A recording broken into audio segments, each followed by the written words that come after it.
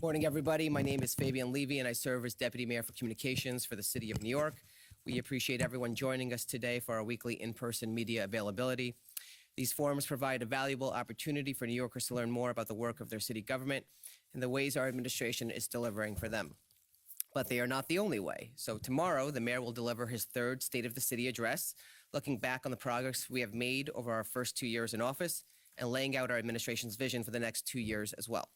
From keeping our streets safe to growing our economy to building a more livable city, our administration is excited to deliver a future-focused vision for working-class New Yorkers. So we look forward to seeing many of you there.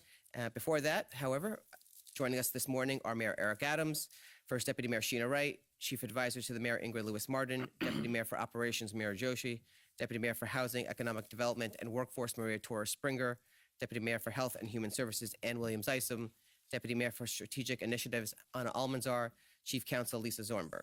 So without further delay, I'm pleased to turn it over to Mayor Adams. Thank you. Thanks so much, and good to see you all. We've made it clear in this administration since day one, our vision for the 5 boroughs we want to create a safer city, a more economically viable and more livable for working class New Yorkers. And the results are clear. I say this over and over again. Jobs are up, crime is down, tourism is back. And anytime you walk the streets, particularly in Times Square, when I do one of my evening walks, you see just the excitement and the energy that's buzzing. Since we took office, jobs have steadily climbed. Deputy Mayor Maria Torres-Springer was giving us the new numbers on private sector's jobs, and we just continue to see that those jobs are returning to the city. We made big investments in public safety, public spaces, and people. As the announcement we had yesterday, that's a huge announcement. 500,000 New Yorkers, billions of dollars of medical debt, with an $18 million investment in New Yorkers. These are the types of creative ways we want to really alleviate some of the challenges of living in the city. Cities are becoming more and more expensive. Government must find ways to bring down the cost and put money back in the pockets of everyday taxpayers. We will continue to move in that direction. But we're not stopping with our success. We're not stopping with how bond raiders have looked at us. We're not stopping to continue to drive down crime, make our subway system safer, deal with the mental health crisis, outpace the state in education, gains in reading and math, of creative ways of having our children learn better. As the governor looked at what Chancellor Banks is doing around a findings-based reading program, we are continuing to lead from the front, and we're going to continue to grow our economy and continue to find ways to make everyday New Yorkers see a city that's more livable. And since we took office, the success has been evident. We are concerned about public safety. I don't think there's been a mayor in the history of this city that have used the term public safety more than I have. It is the prerequisite to our prosperity. And I know that many people are pushing back on our conversation around 2 bills that are pending. I vetoed the other day. Right here in this room, we talked about it with community leaders, religious leaders, and others. Intro 549A will put vulnerable New Yorkers at risk, including both our hardworking correction officers and what many people miss. 80% of those who are assaulted in correctional facilities are the inmates. When I speak to inmate family members, when I speak to the family members of correction officers, it's a real issue. And some are saying that this bill is about solitary confinement. That is just not true. We don't have solitary confinement in New York City. 2019, prior to becoming mayor, it was disbanded. And even the Daily News talks about that it was a sleight of hand of using that. That's an emotional term. It's a term that I am against and others are against. And it's a term that was used to push through a bill that is just really not responding to the call that many people are calling for. Just like the city council, Our administration is against solitary confinement, and we believe that it should not be used. And the commissioner stated that, and I've stated that over and over again. And so you cannot put things in a bill and call it something different, just like you cannot put 20 inmates on a bus without tools to keep them and correction staff safe. That is something we talk about when you look at this simple video. We need to actualize what people are saying. When you transport inmates, you see two inmates are cuffed together. They enter the actual transportation bus that can house up to 20 inmates. And when they enter the bus, they're placed in the areas on the bus, not only to protect the correction officers, but to protect other inmates. Sometimes inmates enter a bus and they already have disputes that have taken place, and they use these opportune times. Those who are the bad inmates, they use this opportune time to go after other inmates. You take away the restraint. Imagine these 20-something inmates on the bus not being restraint, and then there is some type of action that takes place, or when the officer opened that gate and he's rushed by 20 inmates.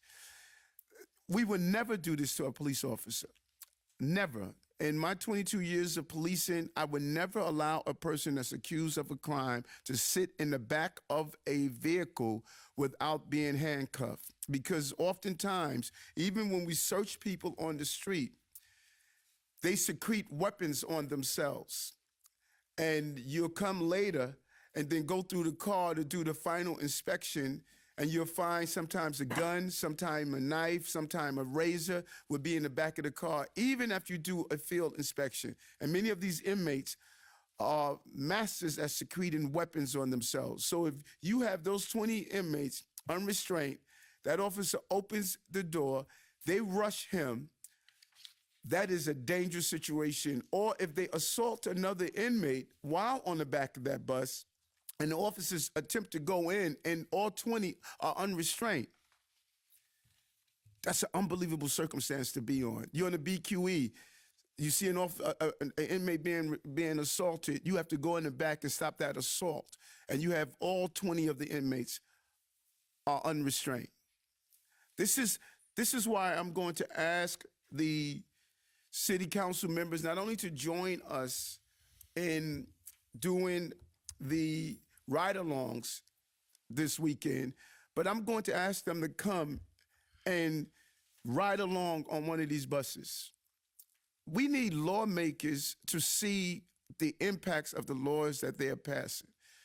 And I'm in alignment with what the council is attempting to do. I think their heart is in the right place, but you have to actually see the operationalizing of the laws that you put in place and how it impacts everyday public servants in our city.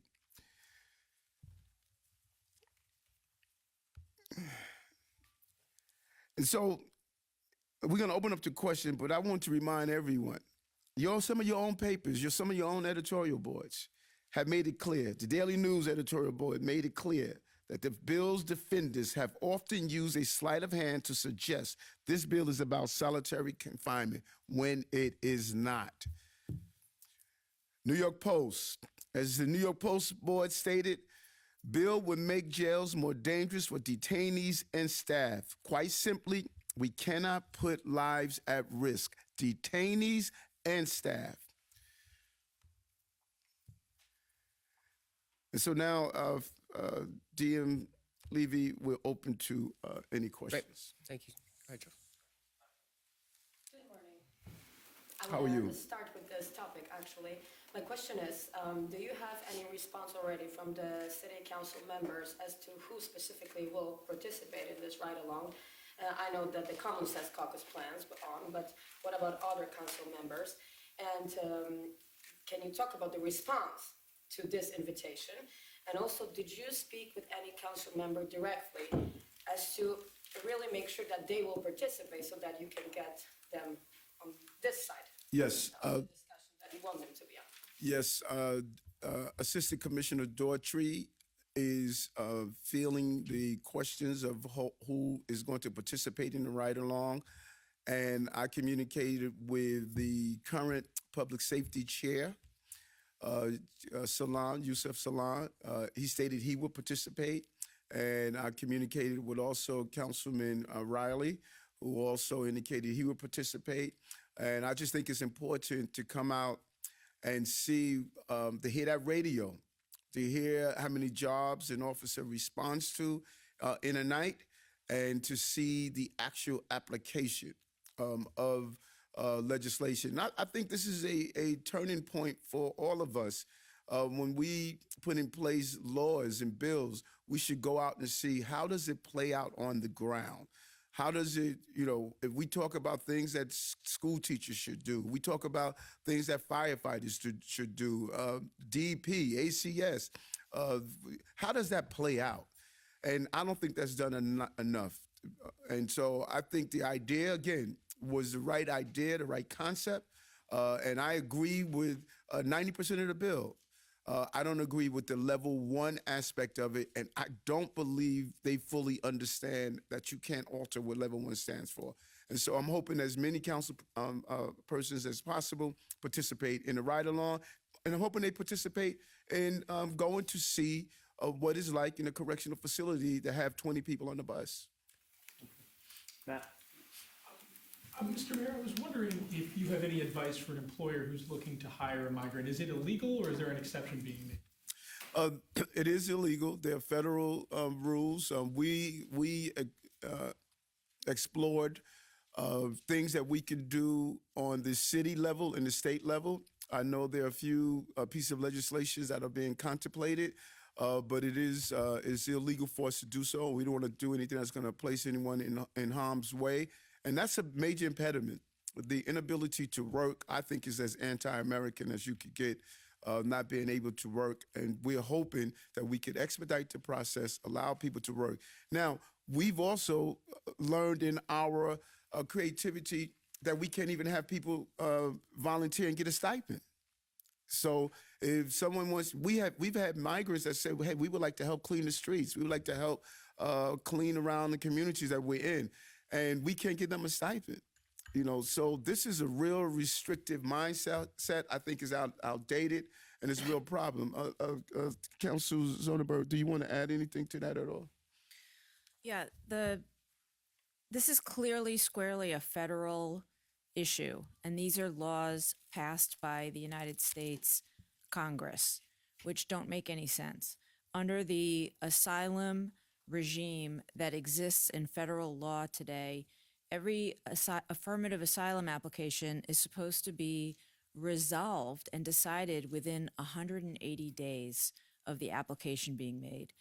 That's clearly so broken. There are no words strong enough to express how broken it is. You have people putting in an asylum application who are waiting minimum multiple years even just to get a hearing, if they ever get a hearing. And in the meantime, federal law, at the same time that it has this dysfunctional asylum system, federal law says makes it illegal for any asylum seeker to even apply for work authorization within the first 180 days, and makes it illegal for employers of all stripes to hire people who don't have work authorization. So this is a broken federal system, and we're seeing the manifestations of it in our communities. Does the city do any enforcement in that arena? Try to get to everyone. No, this is an important question. Does the city do any enforcement in terms of employers who are hiring folks who should not be working, or This is another jurisdiction? the answer is no. This is not a city municipal enforcement issue. This is entirely a federal issue.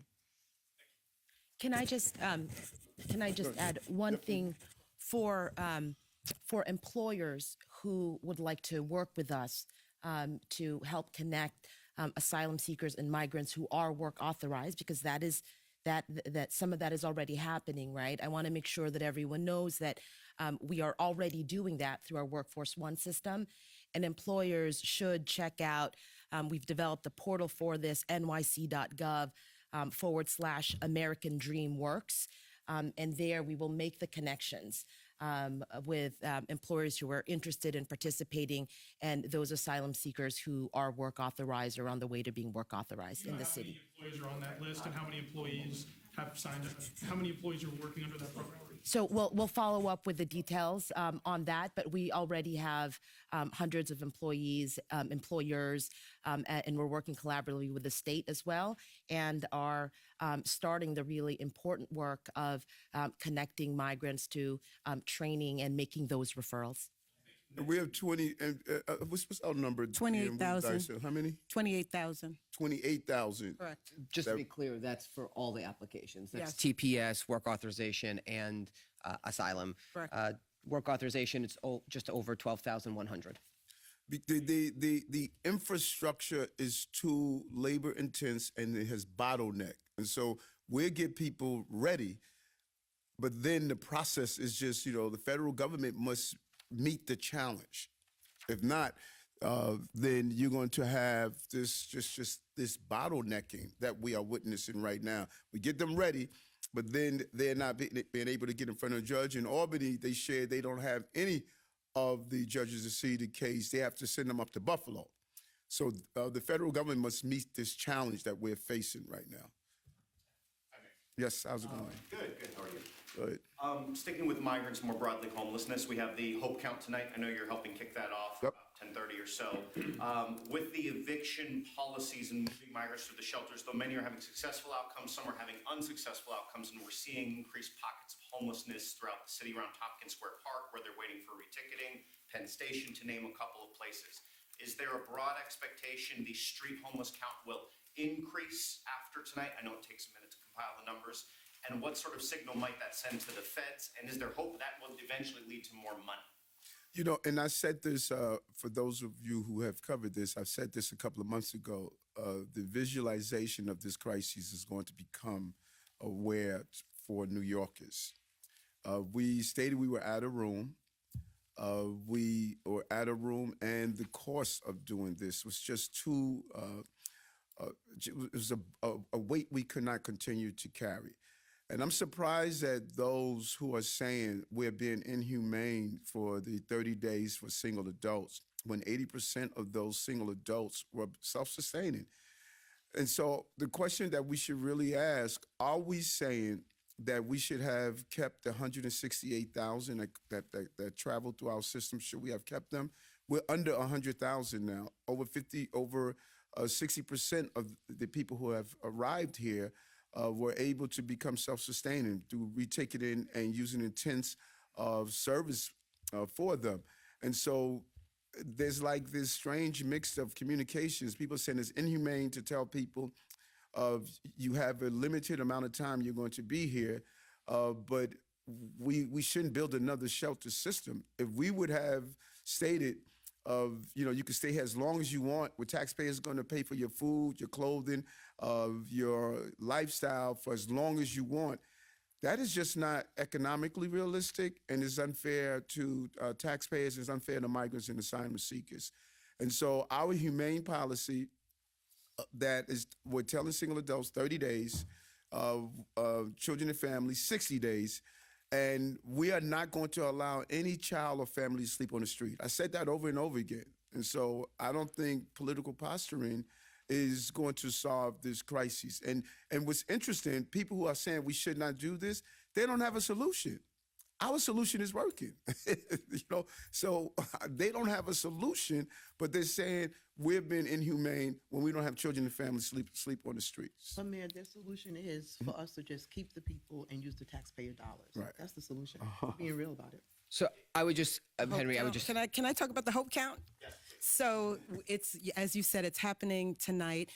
Traditionally, since we started this in 2005, the numbers have been about 3,500 to 4,000. So I am interested to see if we see anything different tonight. We have over 1,500 New Yorkers that are volunteering, which is fantastic. And we will, we are obligated to do this by HUD to take this point in time analysis. And so I think we will see what has happened. We know that we are reticketing many of the single adults, and that we also provide a place for them to wait. if some of them don't want to use the jurisdiction, leave the jurisdiction. Many people are working already or are saying that they want to stay here for legal reasons. And the only other thing I want to correct you is I don't call this an eviction policy. I call it a time limit. We don't have many tools that we could use, so we have to be responsible. There is no evidence that we have done anything that has been to harm people. What we're doing is taking a situation that is a really difficult, challenging situation and using the tools that we have, which is the case management, and trying to connect people to self-sufficiency, as the mayor said. Just to clarify, Deputy Mayor, if a homeless migrant is on the street tonight, that's part of the count? Yes. Okay. Yes. Yeah. And what's interesting that what a lot of people are not, which DM just pointed out, we're not telling anyone they have to sleep outside on the street. We're giving them the policy. People are making the decision that this is what they want to do. We have created rooms for people to wait in. We have done everything to accommodate, to say, here's what's possible. And so to give the impression that, we're just evicting, as is used, people out, it's not being honest. It's not being honest. And our goal is to make sure we can make people self-sustaining. As Ingrid stated, this is not sustainable for us to just continue. 172,000 now have come through our system. Imagine if we had no policy at all.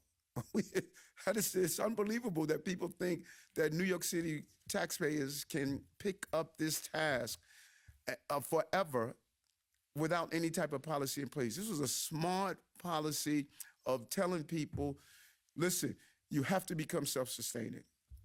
And I would just give the updated numbers. So we're at over 172,400 migrants that have come through our intake system since the spring of 2022. There's still more than 67,500 currently in our care, which means almost 105,000 have moved on and taken the next steps towards self-sufficiency. That's over 60%. And that's the plan. I don't want to hop on this, but that's the plan. We really need to ask those who are saying we should not be doing X. Then tell us why. Tell us, what would you do with 172,000 people? And is the position, because I think you're right, Ingrid, is the position that, hey, you're supposed to keep sustaining them for as long as people want to? Like, I don't know the answer to that question. When I speak to people say that, you shouldn't have a 30-day limit. I say, okay, then give me an option, because we're open to hear some option. They say, well, you don't have an option. You just shouldn't do it. That's not how you govern the city.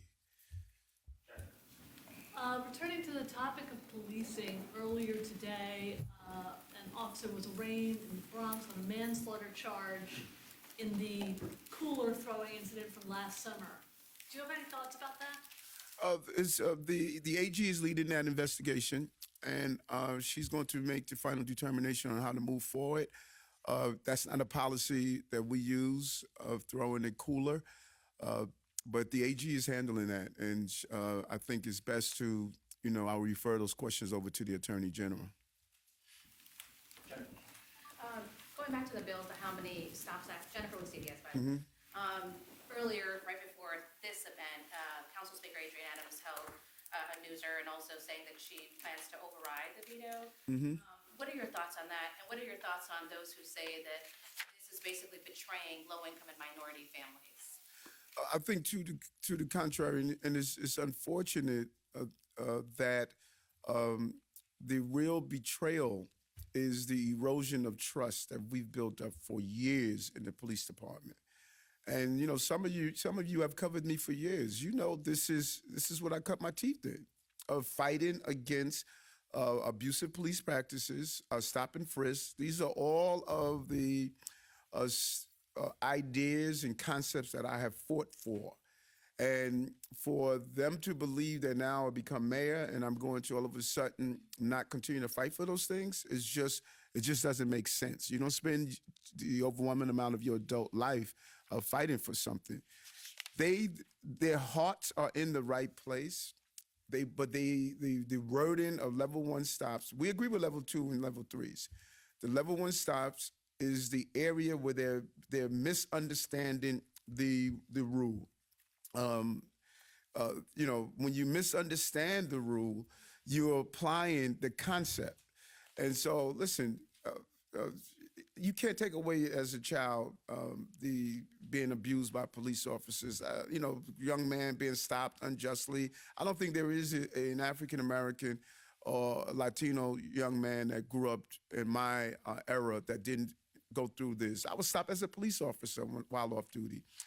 Cops would sit around and say what they've gone through and how they got into experiences.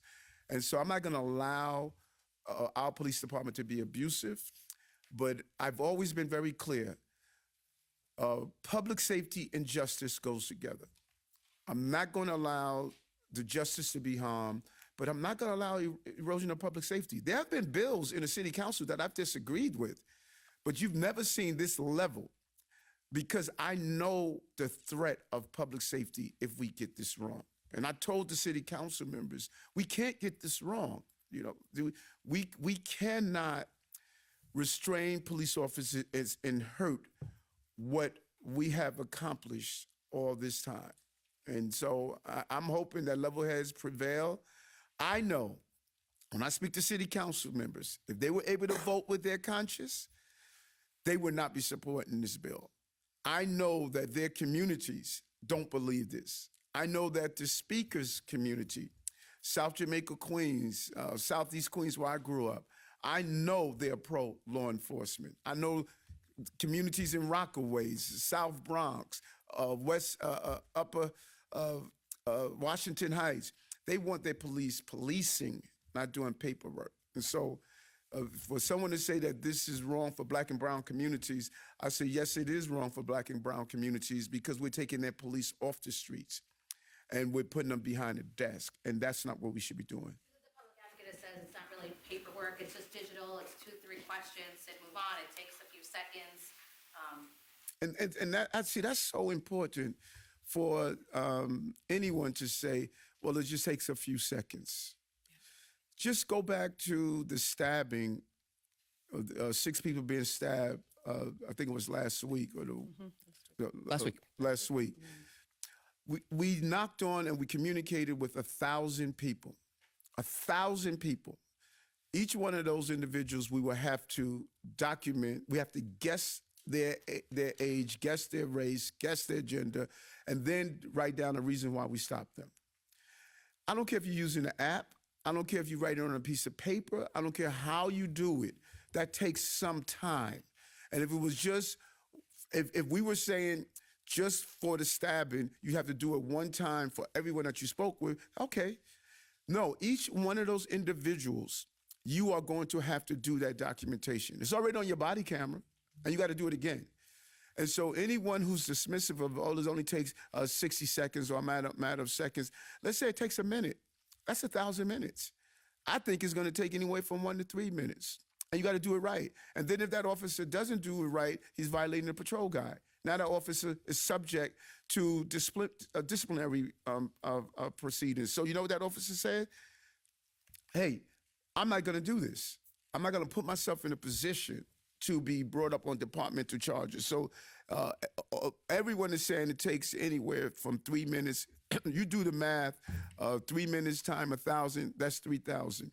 And you know, it was interesting. Some people reported last week that this is going against what I stood for all these years. Anyone that say that haven't been following me in all these years. I've stood for public safety and justice. I agree with the bill. I disagree with level 1. That's and that should not be distorted. And I'm hoping that level heads will prevail and that we could come to an understanding on this. That's my desire. Mayor, if I just could jump in response to the question that was asked, to the extent anyone has said, oh, you just have to answer a couple of questions that takes a few seconds, I would encourage you to, and everyone, to read the bill. It requires for each report that has to be filed, I believe it's 11 separate things that need to be filled out. And not all of them are check the box. I mean, they require, first, there's the whole issue of you have to guess. The police officer has to guess the age, the ethnicity, the race, the gender of the person with whom the officer spoke. But they also have to fill in an explanation of what were the circumstances of how you came to have an encounter with this individual. How did you identify this individual? That's not a 2-second thing.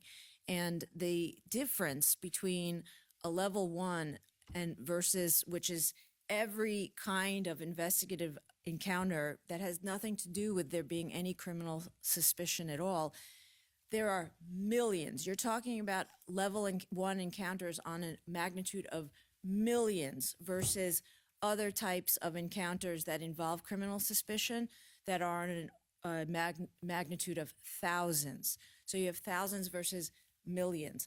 I don't understand why when the NYPD has repeatedly said, we're at the table, we're agreeing with you on level 2s and 3s, just rethink this portion of the bill.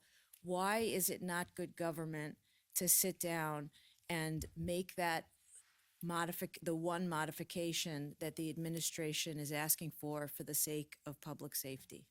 And when I read some of y'all reporting, I don't think y'all really understand the bill. An officer approached someone for any credible reason. An officer approached someone for any credible reason. It does not have to deal with a criminal reason. A person loses their dog. You approach them, that's a credible reason.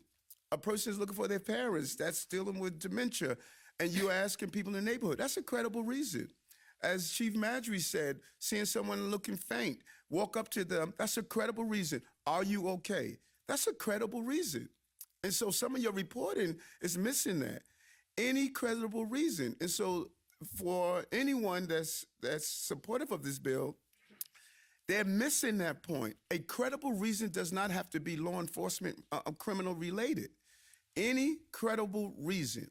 That's the key that we're trying to drive in. And I look at some of the reporting don't really understand that a credible reason, because it's police, it does not mean every interaction they have is law enforcement. Some of their interaction is non-law enforcement. Matter of fact, the overwhelming amount of credible reasons we interact with the public is non-law enforcement. Law enforcement is a small portion of it. We're going to be taking officers that are making credible. You walk into a store to speak with a store clerk, an owner of a store, credible reason that you're approaching him. You have to now document that. Mr. Mayor, the Yes. polls you're talking about passed with 35 votes. Head count suggests you've lost even more despite these pleas. Why do you think that is? Well, first of all, here's my job. My job is to look at a bill that I believe is something that should not be passed, and I use my power of veto. And I use my role as mayor to explain to the public. That's my job. The job of the city council people and the speaker is to use it and determine, do we agree, do we disagree, are we going to override Eric's veto or the mayor's veto? I don't have power in that. I know when I have communicated with some of the city council members, some of them have shared, my constituency don't believe this. My constituency believe that this is a harmful bill. Some of them have said that, if they were able to vote with their conscience, they would not vote for this bill. Some of them have indicated that they're afraid to vote with their conscience. And I said we should be more fearful of our safety in this city than any other item. And so we're going to continue to speak with the council members, tell them why this bill is extremely harmful to the foundation of our safety, and it's up to them to make the determination. I did my job, and I'm continuing to do my job of educating and trying to get the council to come to understanding that this is not a good bill for the safety of our city. But it's up to them to make that determination. Hi, Mr. Mayor. How are you? Good. I wanted to ask you, it seems now late in the stage for you to kind of change these opinions. What type of work were you doing behind the scenes while the bill was being crafted to change those opinions? I also wanted to get, last year, your State of the City address, the theme was the working people's agenda. I wanted to know if you could give us a preview of what the theme would be tomorrow. And then thoughts thoughts on Scott Stringer launching an exploratory committee to run for mayor? I'm focused on the job, not politicizing this job. You know, we're months away from the election in 2025. I'm focused on that. You know, anyone that knows me, stay focused, no distractions, and grind. You know, all that other stuff I don't get involved in. We've done a lot. Mike Gerber over at the New York City Police Department, the council deputy commissioner over there, has sat down and tried over and over again. Chief Madry has communicated. We've continuously communicated on the credible reason part. That's the part that I need everyone to focus on. We tried to explain the credible reason part. If folks would just understand, because when I hear those who are in support of the bill, they believe that credible reason is only law enforcement or criminal in nature. That's the big mistake they're making. If we can get them to understand the credible reason is part of the everyday interaction between the police and citizens, that is the sticking point for them. They think that we could redefine the definition of level one. We can't. Level one was created by a court ruling that we must adhere to. And they keep saying, this does not mean if someone is looking for a missing person. They're wrong. And they can't get over that part of it. That's the big mistake that's being made. Credible reason is not only a criminal nature. Matter of fact, it says in level one, it does not have to be for criminal purposes. And then any preview on the state of the city tomorrow? Last year's theme was the working people's agenda. What's tomorrow's theme? I wanted to give you the full scope of it, but Fabian Levy, the bully, told me I couldn't do it. Absolutely not. Nope. Look, I think it's. We want to very clearly. We've talked about our vision for the last 2 years. It was to protect public safety, rebuild our economy, and make our city more livable. You're going to hear a lot more of that tomorrow. But please come to the speech. Thank you.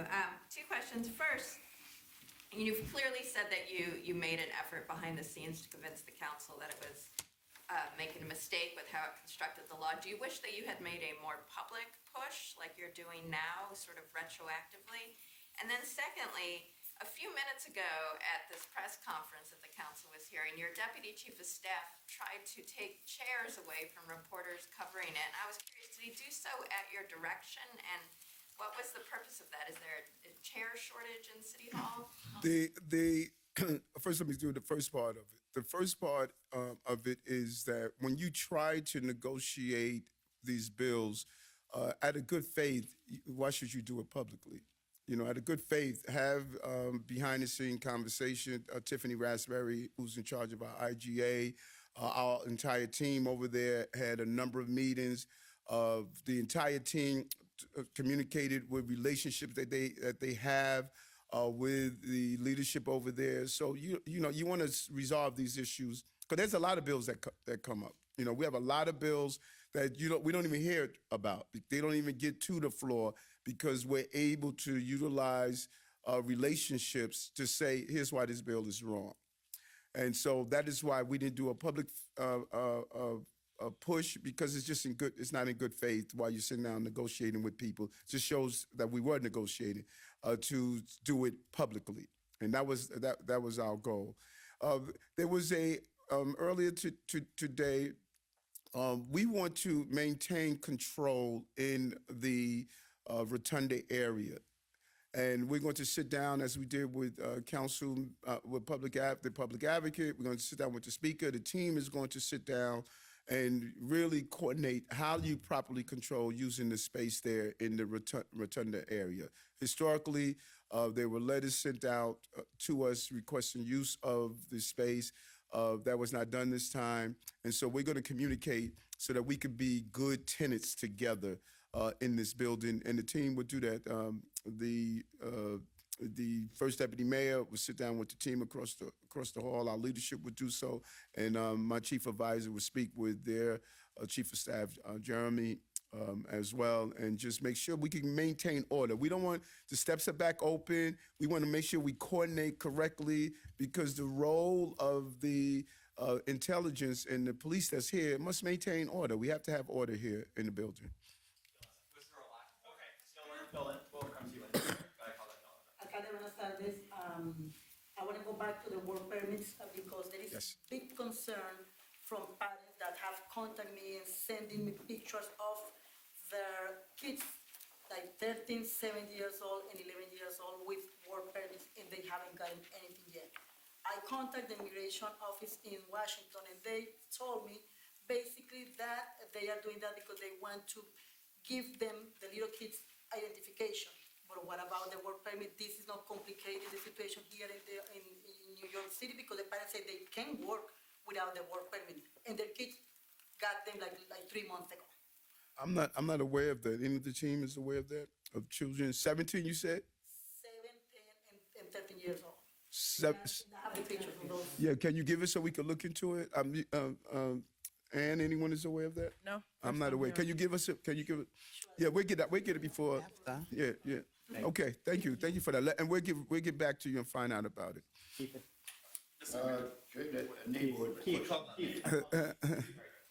come back to you. Okay. We're not gonna forget you and your congestion pricing question.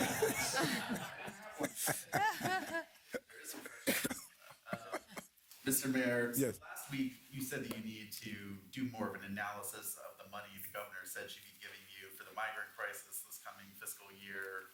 Have you gotten a chance to, I know it's shocked that does it, but really dig into those numbers and figure out how much is actually coming to the city?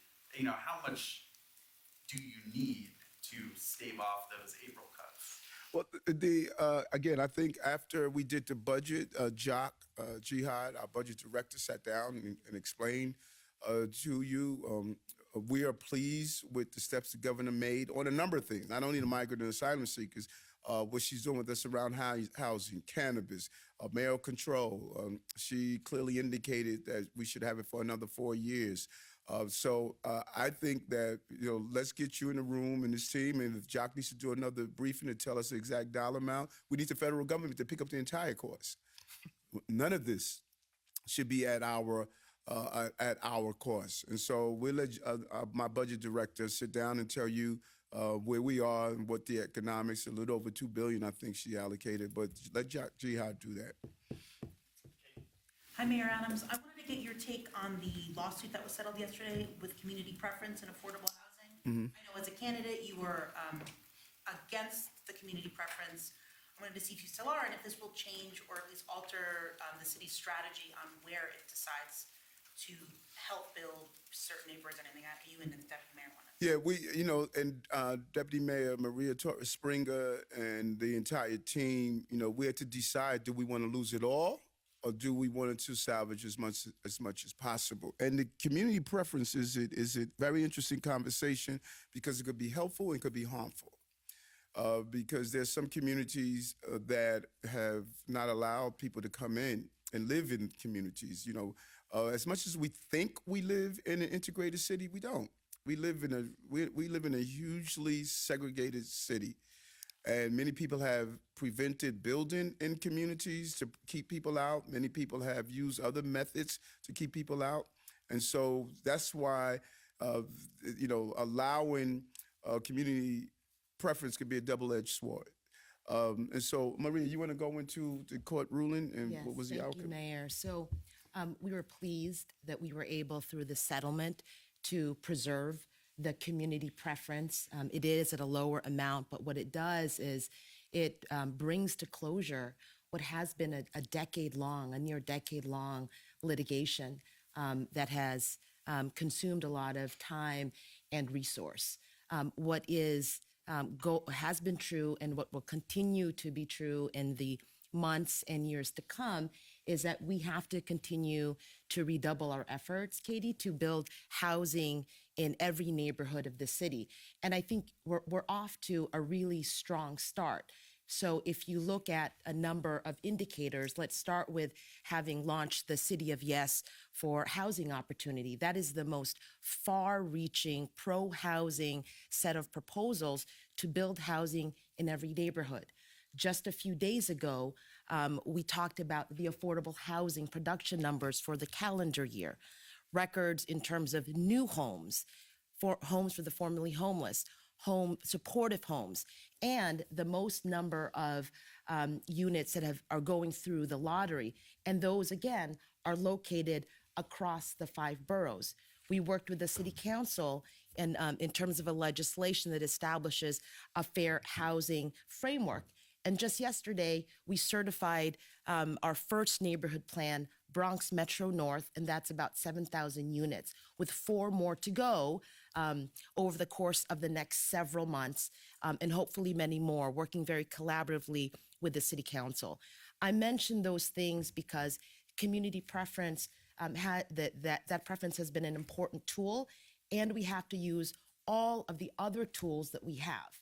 In terms of what more there is to be done, that I think we're all, with the city council and other partners, we're partners on this same mission.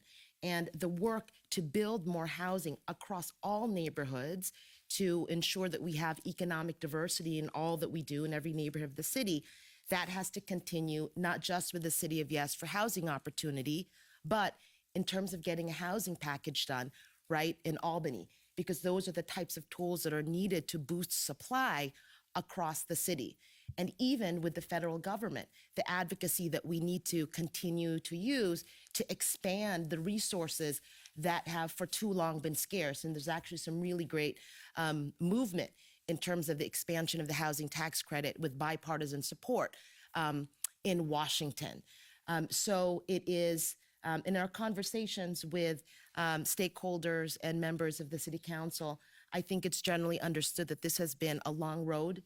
It is historic that this settlement has happened, and now our collective work is to use every tool that we have to build housing where it's needed, and that is all across the city.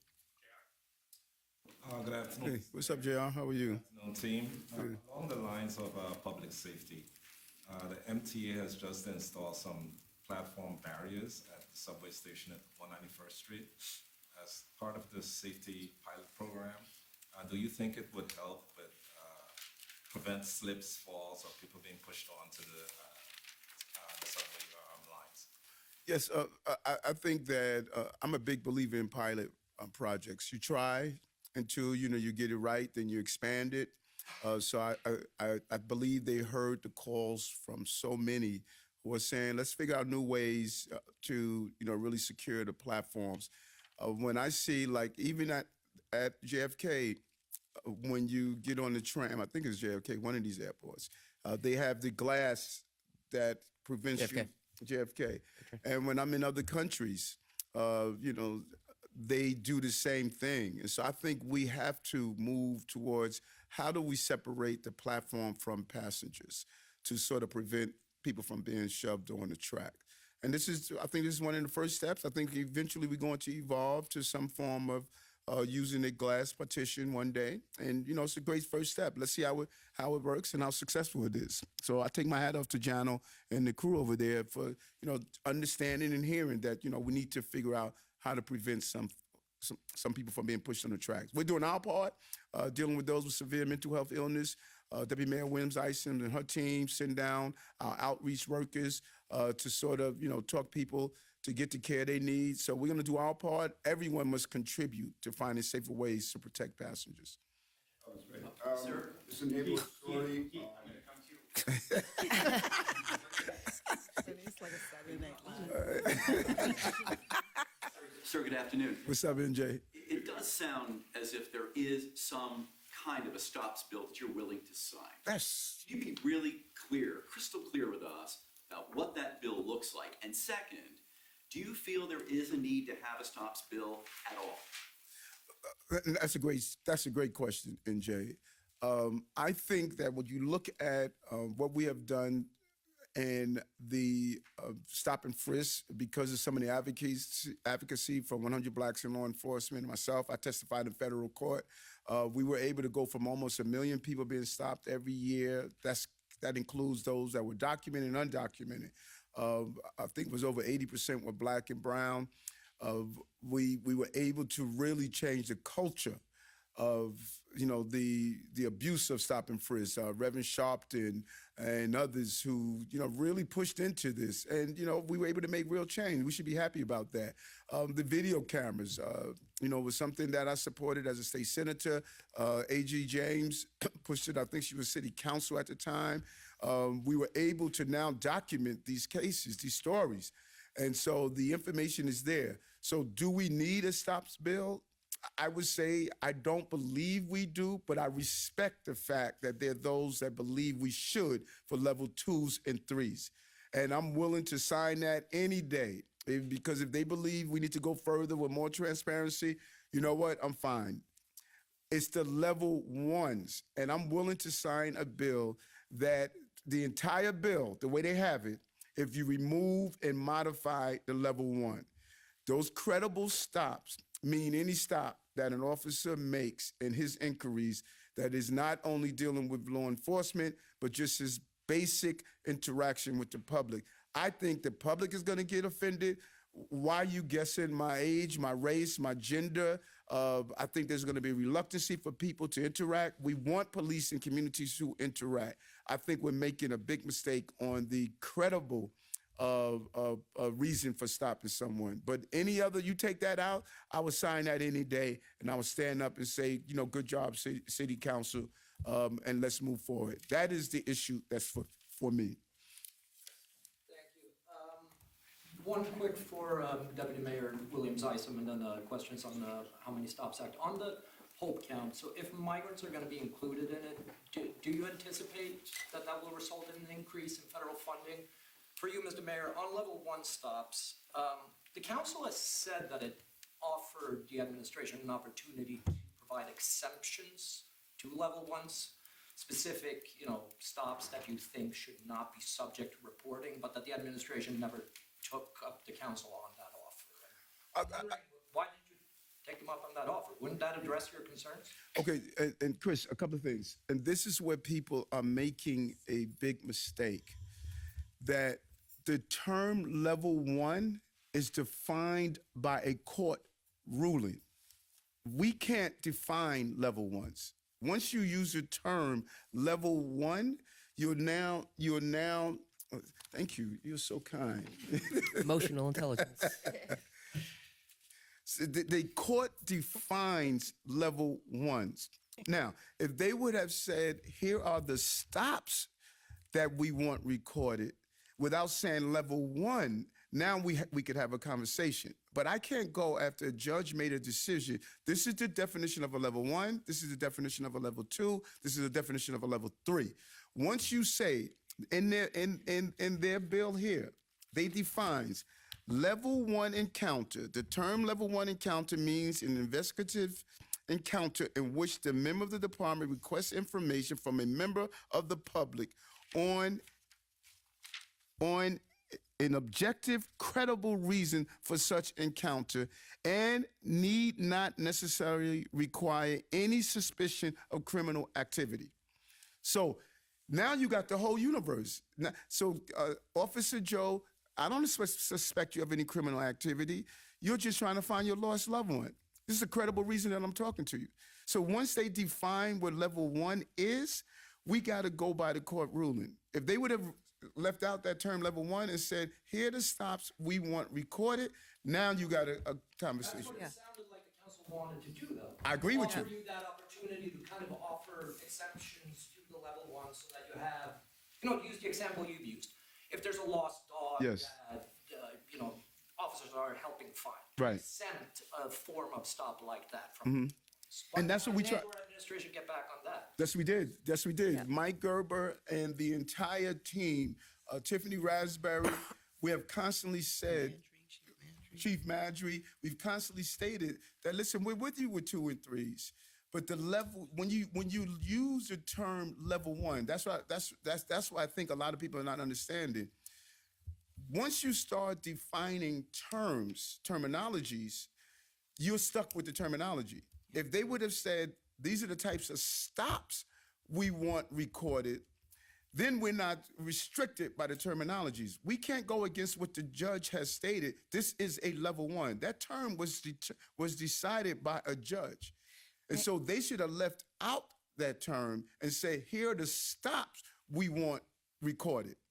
Then we don't have a problem. Yes. Mayor, if I could just add, just for real perfect clarity, what we're talking about as a level 1 encounter is not a stop as defined by the law. That's not even a stop. For anyone in the community who has concerns about tracking or being able to follow data on stop and frisk by the New York City Police Department, and much of that data is transparently available. I want to be crystal clear, the level 1 issue, which is the only issue that we have with this bill, is not a stop.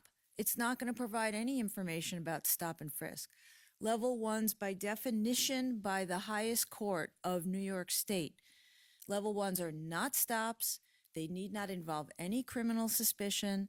They involve, as the mayor said, any credible, objective reason to make an inquiry of anyone in the public for any issue. And the NYPD has been at the table for months with the city council trying to explain this and make their point across. This should not be a point of dissension anymore, and there should be no claim that this is late, we're coming to the issue late. This has been going on for months. And I would also say, if the council is saying that they are willing to make changes to the bill, let's just get to the table and get it done so that it makes sense, it gives them what they need, and also promotes safety. So can I ask your question, Chris? I actually was surprised by the question because regardless of what number comes up for the Hope count tonight, we are in the middle of a global humanitarian crisis and we need the federal government to give us resources. I think you know that Governor Hochul wrote a letter to President Biden with I guess it was 9 governors altogether. And I love this part. While the Biden administration has made important progress in managing immigration at the southern and southwest border, the number of migrants arriving in states and cities seeking emergency shelter continues to increase at record pace. States and cities have spent billions to address inaction by Congress and match these challenges with solutions for states and local economies. However, it is clear our national immigration system is outdated and unprepared to respond to this unprecedented global migration. Without serious reform informed by evidence-based solutions, the challenges facing states and localities will only grow. So the question should not be about whether it's 3,500 or 44,000 people that we count tonight. It should be that cities should not be bearing this and that we need the support of the federal government now to do something to help with this crisis. Right, I mean, I guess, I gotta keep moving if we're gonna try to wrap this up on time. Jeff, go ahead. Mr. Mayor, your friend and ally Tom Suozzi is running for Congress. I'm wondering if you're planning on going out there, getting involved with that election at all. And then, speaking of other politicians, the council loves to call themselves a co-equal branch of government. They use that in writing. I don't know if that's legally true, but I'm wondering if you agree. Is the council a co-equal branch of government? Well, first of all, I love Tom. Whatever I could do to help Tom, I think he's a great public servant. And whatever I could do to assist him, I'm more than willing to do so. I define every council person, every assembly person, every leader, every congressperson, I define them as a colleague. We're all colleagues in this. I do not see myself as a superior or an inferior. We're colleagues on how we can navigate our city to ensure that we can have a safe, healthy place to raise healthy children and families. And so the term co or pro and all those other terminologies, they don't mean anything to me. We're all colleagues. We were elected by the people. I'm a public servant. I walk in a room and people stand up for me. I say, don't stand for me, I stand for you. I'm still a cop on the beat, answering 911 calls for service, correcting conditions. Hi, Mr. Mayor. How are you? Good. I wanted to ask you about a speech or policy announcement that Chancellor Banks gave yesterday. Mm-hmm. There were some criticisms as to the number of outlets that were invited to hear the announcement. It was, something that he had himself previewed about navigating difficult discussions around the war. And I guess I just wondered why wasn't it open to more outlets given its importance? Yeah, he really was focused on the Muslim and Jewish leaders, and I know there was space restraints. But the beauty is, as what we do with all of our events, is broadcast. You guys can see it. You know, you can see it from home. You can see it from your car. You can see it from your office. You could, you know, it wasn't like it was a secret meeting. You know, and I'm sure he has a recording of it if you want to reflect on it. But we like to have you guys as much as possible around. He wanted to be covered. And so I know he was dealing with space restraints, and he wanted to make sure he could have as many people from those communities to be there and participate in what he was doing. So that limited space, like tomorrow, you know, I don't know how many seats we have. What we got, 150? You know, but no, so there was no way he wanted to keep out the press. You know, he was excited about sharing his message, and he thought long and hard about this. The chancellor this has been heavy on his heart, and my conversations with him, trying to find the right balance, because this is a painful moment. It's a lot of passion around this issue, and I want to commend him for taking a bold step of realizing we have to face this head on. It's a neighborhood story. On the Upper West Side, there's a newsstand on 79th and Broadway. It's a lot of neighborhood residents rallying behind a guy because he was kicked out of his newsstand on a corner because apparently over the 23 years that he's been running it, he ran up a bunch of fines for kind of minor violations. Oh, you're only supposed to sell items for $10, and we saw you selling a phone charger for $30. You had a vape thing. So basically, his fines now amount to $90,000, and Consumer Affairs is trying to shut him down. And he's been there for 23 years through COVID, Sandy, hurricanes. I think Gail Brewer has written to you, and a lot of other Upper West Side residents are rallying for him, saying, "Hey, is there anything you can do to reduce his fines to a manageable level, keeping with the spirit of the city of yes?" He's now selling his newspapers on the steps of the First Baptist Church across the street because the city shut down his newsstand. And I saw that story also. And so, team, can we look at that?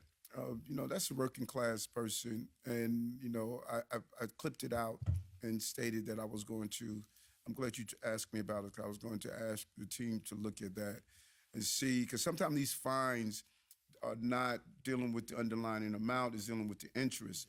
So we're going to look into that. We're going to look into that. You know, he's a working class person.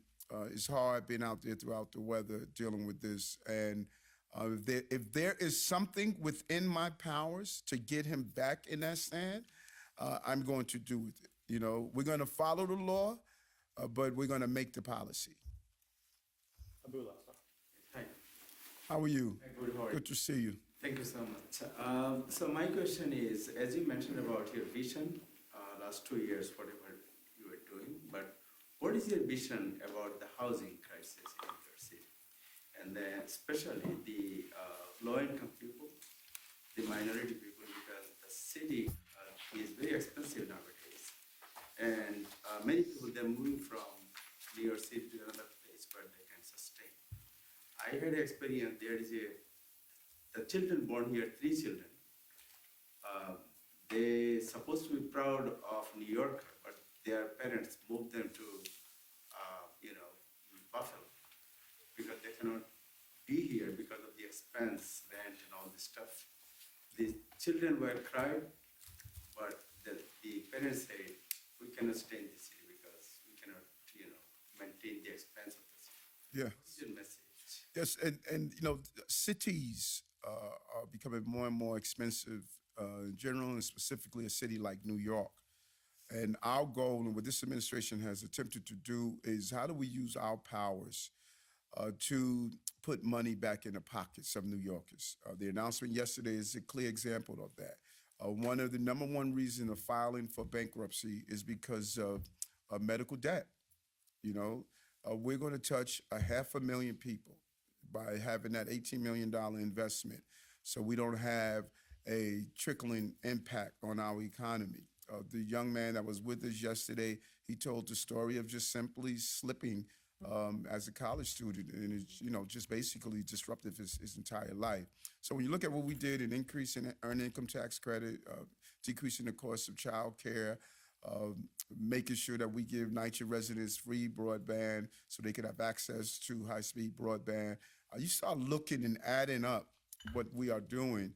It shows that it is focused on how do we use our powers as an administration to make life more livable for everyday New Yorkers. And I think that when you look at the records of housing that Deputy Mayor Maria Torres Springer and her team, Commissioner Dalfo Carrion, how we have really leaned into this housing issue. We're going to need help from Albany. We need some form of tax incentive. We're going to need to look at how we repurpose our office spaces. You can't have 138 million square feet left vacant.